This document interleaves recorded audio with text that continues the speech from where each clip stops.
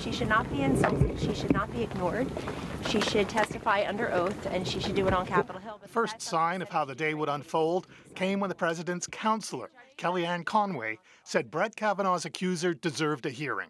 And Judge Kavanaugh should also testify as to these 36-year-old allegations. Do you think he should? Next, Kavanaugh himself left home and headed to the White House, where he reportedly spent hours on the phone to various senators telling them his side of the story.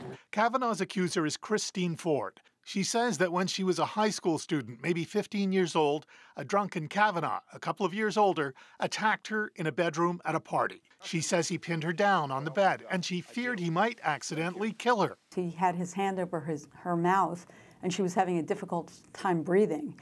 And he is larger, and he was pressing his weight against her. And so inebriated, he was ignoring the fact that she was attempting to scream and having a difficult time breathing. And she believes that but for his inebriation and his inability to take her clothes off, he would have raped her.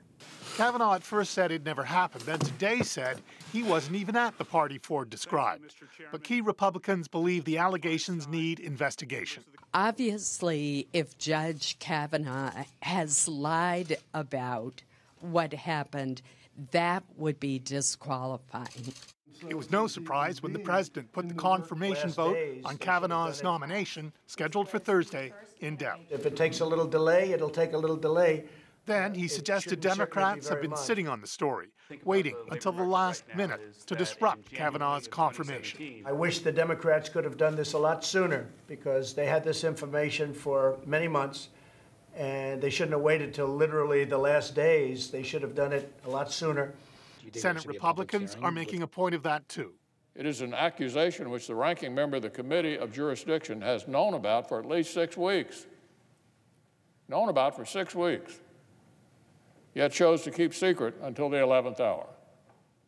Keith joins me now from the U.S. Capitol. How much truth, Keith, is there to this accusation that the Democrats have actually been sitting on this story for weeks in an attempt to actually derail the nomination like this? Well, it's true that Senator Dianne Feinstein has known about this since July the 30th. But Christine Ford's attorney says it was always up to her client to decide whether she wanted to go public, and at first she didn't. When the story leaked last week, though, she decided it might as well come out in her own voice. And how much trouble is Kavanaugh's nomination in now? Do you have a sense of that?